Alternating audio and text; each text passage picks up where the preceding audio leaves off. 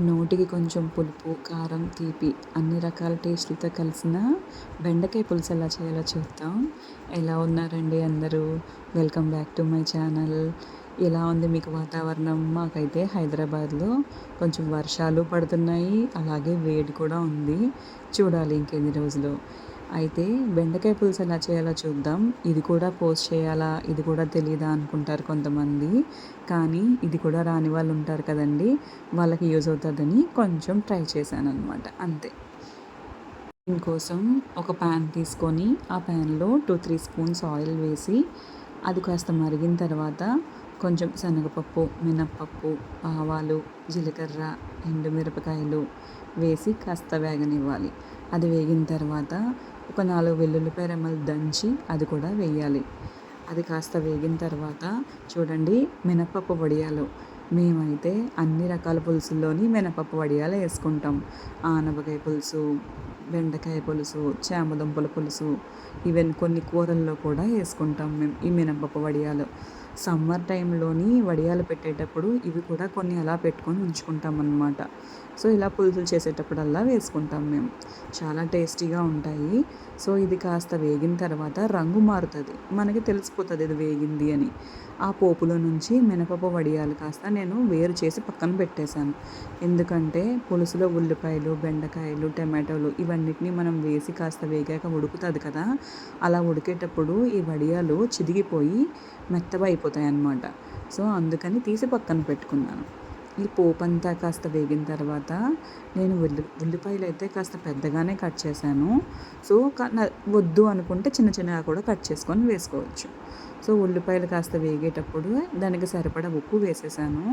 లాస్ట్లో చూసుకొని బ్యాలెన్స్ చేసుకోవాలి.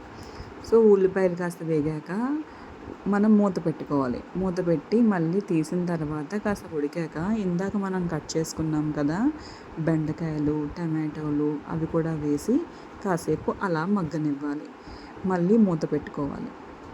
మనం ఇలా చేస్తున్నప్పుడు కాస్త టమాటోలు, బెండకాయలు ఉడికినట్టు మనకు తెలుస్తుంది. కిందన కొంచెం నీరు అది వచ్చి ఉడికినట్టు తెలుస్తుంది. అలా తెలిసినప్పుడు అందులోని చింతపండు రసం వేసుకోవాలి. నేను ఆల్రెడీ నానబెట్టి పక్కన రసం తీసి పెట్టుకున్నాను, అది వేస్తాను. అది వేసేటప్పుడే అందులోని కొంచెం కారం, కొంచెం పసుపు, మెయిన్ ఇంగ్రీడియంట్ అండి కొంచెం బెల్లం. అది వేస్తే చింతపండు పులుసుని బ్యాలెన్స్ చేస్తుంది, మనకి టేస్ట్ చాలా బాగుంటుంది. ఎక్కువ కావాలనుకుంటే కొంతమంది తీపి ఎక్కువ కావాలనుకునే వాళ్ళు కొంచెం ఎక్కువ వేసుకోవచ్చు. లేదు అనుకుంటే కొంచెం బ్యాలెన్స్ చేయడానికి కొంచెం బెల్లం వేస్తే చాలు. అది కాస్త వేసి మూత పెట్టుకొని కాసేపు ఉడకనివ్వాలి. ఆ చింతపండు రసంలోని ఉడికిన బెండకాయలు అవి కాస్త చూసుకొని ఉడికిందనిపిస్తే అప్పుడు అందులోని ఒక చిన్న కప్పులో బియ్యం పిండి, వరిపిండి కొంచెం నీళ్లు వేసి కలిపి అందులో వేసుకున్నాను. ఎందుకంటే కొంచెం పులుసు చిక్కబడడానికి. మేమైతే అన్ని పులుసుల్లోనే వేస్తాం వరిపిండి. సో అలా వేసి కాస్త ఉడికిన తర్వాత టేస్ట్ చూసుకొని ఏమైనా సరిపోతే బ్యాలెన్స్ చేసుకోండి. దీనికి కొత్తిమీరతో గార్నిష్ చేసుకుంటే బెండకాయ పులుసు రెడీ. మీరు ఎలా చేస్తారో కమెంట్ సెక్షన్లో కమెంట్ చేయండి. ఇది ట్రై చేయండి, ఎలా ఉందో చెప్పండి. ఈ బెండకాయ పులుసు నచ్చితే ఒక లైక్ చేయండి, సబ్స్క్రైబ్ చేయండి, మీ ఫ్రెండ్స్తో షేర్ చేసుకోండి. నా రెసిపీస్ అన్నీ మీకు నచ్చుతున్నాయా? కమెంట్ సెక్షన్లో కమెంట్ చేయండి. దీనికి కాంబినేషన్ వేడి వేడి అన్నం, ముద్దపప్పు, నెయ్యి, ఈ బెండకాయ పులుసు సూపర్గా ఉంటుందండి.